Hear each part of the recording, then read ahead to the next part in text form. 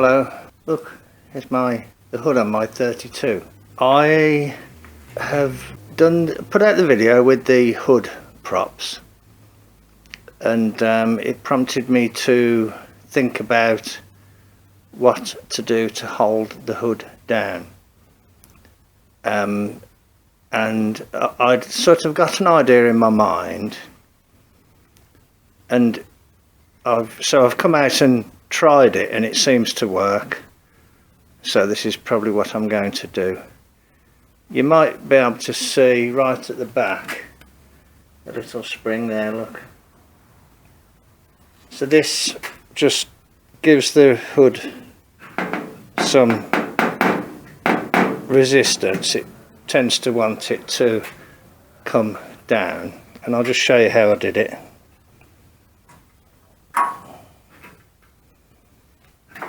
The spring is attached to like a coil of actually welding wire. You can't really use anything thicker than that. Now, I did have the spring directly on there, which is okay, except when it's closed you can sort of see it because it's right here on the edge. So I put that little bit of welding wire on just to hold it inboard a bit, and it looks a bit better. There's a long Allen bolt bolted through one of the existing holes in the bulkhead there. So that's kind of, you know, at least restrained to a certain extent, and then it's quite easy to just open it like that. Simple, lightweight, cheap.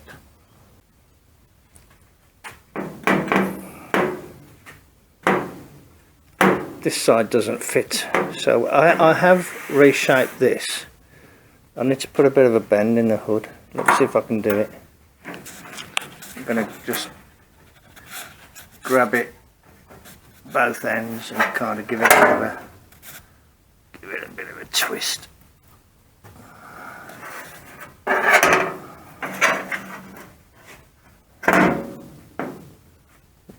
No, it still needs a bit more than that.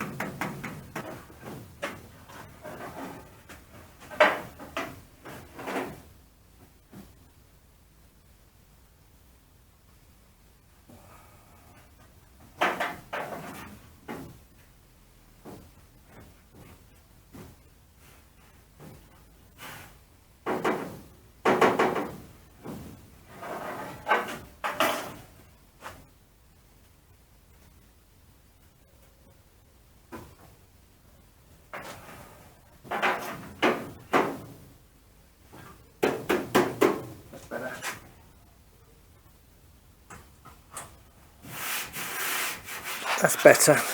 It's not in mid-air now. You can lift it, but it's not in mid-air. It was kind of up before. So I think that's not too bad, to be honest. Okay, I just thought I'd show you. I just thought I would show you that little simple spring device. Thanks very much for joining me in the garage then. You take care, and I'll catch you on the next one. Bye. Hello, here's my 32, and this is the hood, and I've just made something to hold the hood down. Now, I don't know if this will be the final iteration, but I've tried to make it as simple as possible. I've found that it only needs a little bit of help to hold down. It doesn't need like mega, you know, massive straps and things. People use those, but then that's fine. But I like something simple. So what I've got is basically a spring at the front and a spring at the back, and all the attachment points are existing attachment points. So I'll start with the rear. I mean, is it too simple? Is it just too much of a hack? So there's the spring attached to a piece of welding wire that's attached to the rod, and the bottom end is attached to a bent bolt, a long Allen bolt that's fixed in there. And at the front you've got kind of more of the same, with a spring attached to the rod and then hooked onto another bent Allen bolt.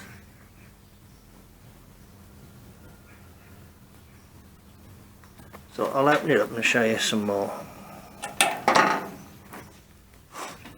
There's no kind of messing about.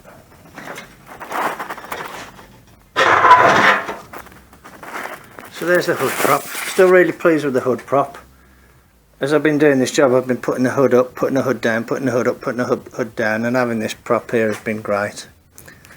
Here is a piece of quarter rod, and it's been drilled at both ends for a little split pin. There's the spring on the quarter rod. So there's the spring just attached on there like that. There's my bent bolt like that, just nice and easy, dead simple. I think what I'm trying to do is establish that the principle is going to work, and then if it does work I might, you know, come up with something a little bit more professional looking. And there's my specially shaped bolt there. The reason that I changed this from a straight bolt to a bent bolt is that I wanted the spring to go in at an angle. With it straight down it's all on show. With it in an angle it's hardly noticeable.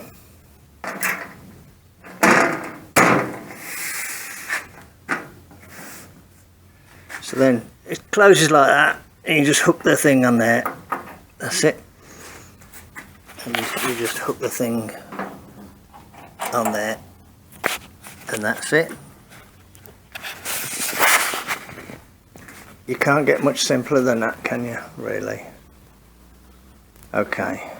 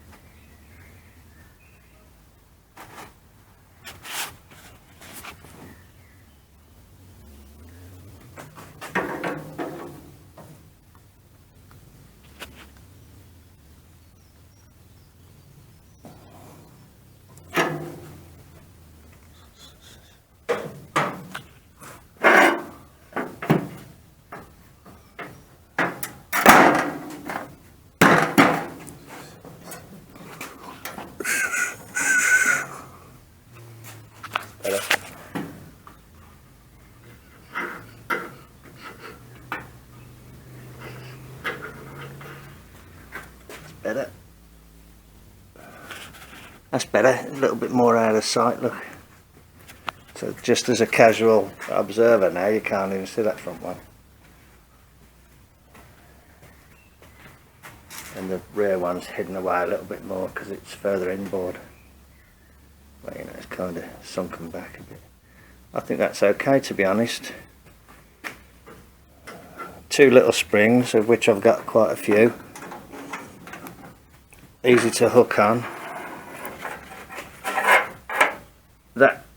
That stay works really well, that hood prop works really well. I'll rebend that a little bit tighter now I know the angle it wants to be. I'll rebend it so it just bends at that point there instead of there. But that's where that wants to be, and that's strong enough to hold a spring. It's, I don't know how thick it is actually. It's probably about 2mm.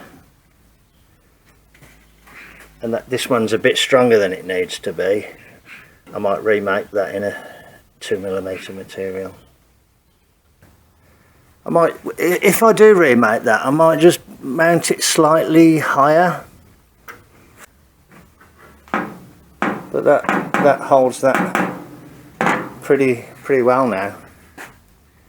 Just those two little springs. And they're not so strong that you struggle to pull them down or they're going to bend the bracket. So yeah, quite pleased with that.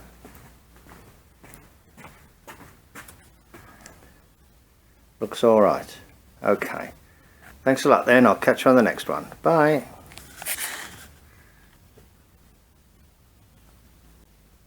Hello, welcome to Mart's Garage.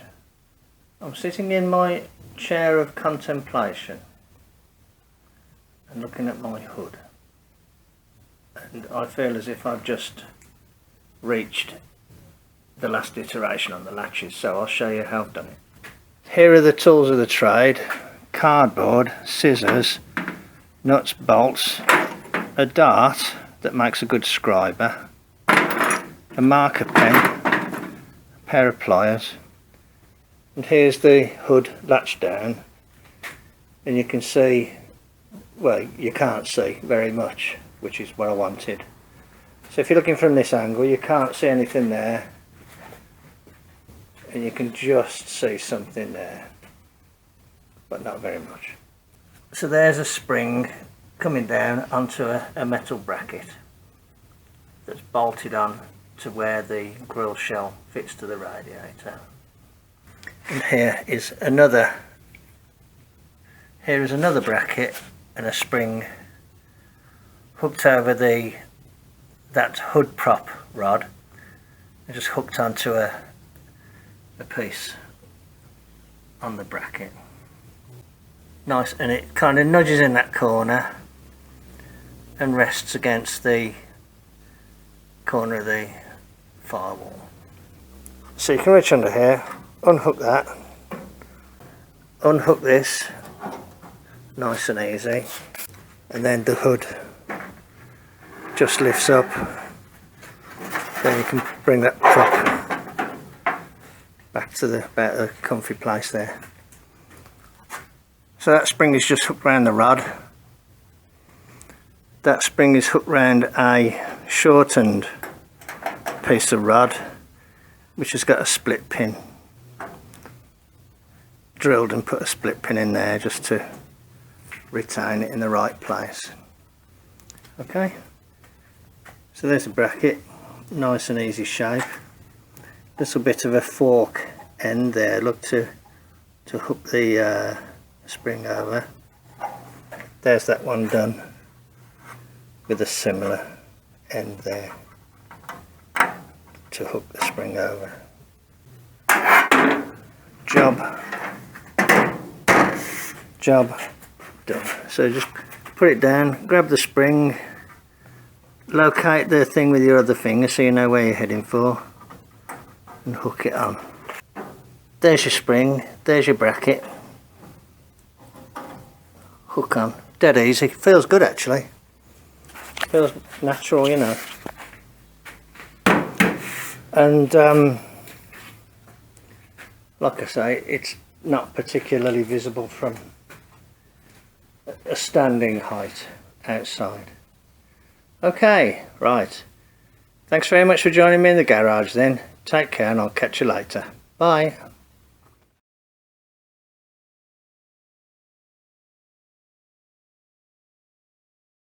Hello, you join me at my welding table and I'm having to do a little job on this door latch. You see there, I've just welded a little bit of metal on. And the reason is because The reason is because the door lock assembly that I have was too long and I've had to shorten the end of it, and the downside of shortening the end of it is that the square key shaft that sticks out the end of it isn't retained very well in the lock. I've put that piece of metal there so that will stop the square key shaft falling out of the end of the lock. So what I'm going to do now is keep offering the lock in and then filing a little bit off the square until it fits snug without, you know, being held off. Now in theory this doesn't stick out as far as the door handle that sticks through there, so I think I'm clear. I think it should be clear. I'll put it all back in place and I'll kind of show you what the problem is. I've fitted the lock back in. Don't know if you can see down there, but you can see my piece of metal, and you might just be able to see like the point of the key shaft that's sticking through the square shaft, and the lock is standing off by about 1/8 of an inch, or about 100th thou, let's say. Now I might do a cheeky one and put an O-ring around this, so I'll find a suitable O-ring and then you know, make another assessment of how much I need to take off that shaft. Okay, back in a minute. Here's the lock cylinder.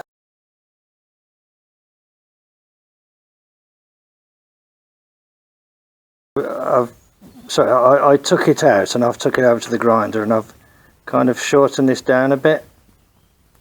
It had quite a long point on there, but you can see where I've had to cut this bit back here. That was a bit longer than that, and it used to crimp into those grooves there. There's some grooves in the key, the square key, but I'll try and fit that now. I can't do it one-handed because I have to kind of juggle it about a bit and lever this a bit because it's a bit out of line. But so I'll give it a go and I'll bring you back in a minute. Okay, I've pushed it in and it's almost there. I'd say it just wants to go a tiny bit more. If you look down there, hopefully you can just see the square shaft behind that piece of metal that I've welded on. If I pull this out a bit, there, can you see it out and then back in again? So what I think I'll do, I think I'll just take a tiny bit more so that the lock can come in a bit further. Okay, I'll do that and I'll bring it back and show you. It's in. It is in, and it does work. And I can see the square down there, and everything's self-contained, so it shouldn't fall out. I was worried about it falling out, that end piece, so I think it'll be alright now. You can just see it kind of glistening there. Ooh. You can see it turning actually. Quite clever mechanism, like a rack and pinion. Okay, I'll go around the lock and tighten up all the screws and tighten up the screw that holds that. I can't believe that screw was actually able to come out. Anyway, it did. Okay, I'll be back in a bit when I've got it all buttoned up. Hello, right, it's all bolted up. It looks okay. I think the O-ring looks okay. There's the lock, there's the key. So when this is turned clockwise, you have to imagine the rack on this side, so it pulls the rack down and unlocks it. When it's turned anti-clockwise like that, you have to imagine the rack being pushed up, and that locks it. So anti-clockwise is lock, clockwise is open, and the key can only be taken in and out when it's in the open position or the closed position, the locked position. It won't come out in the middle. There's a little notch there, I don't know if that's significant, but when the notch is to the back, that means it's open.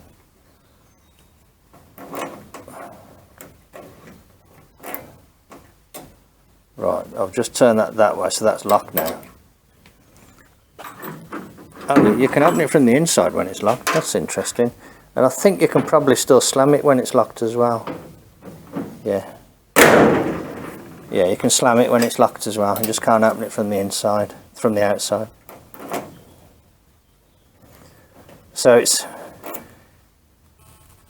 it's keys, teeth up when it's unlocked, teeth down when it's locked. So if you come to the car, teeth down.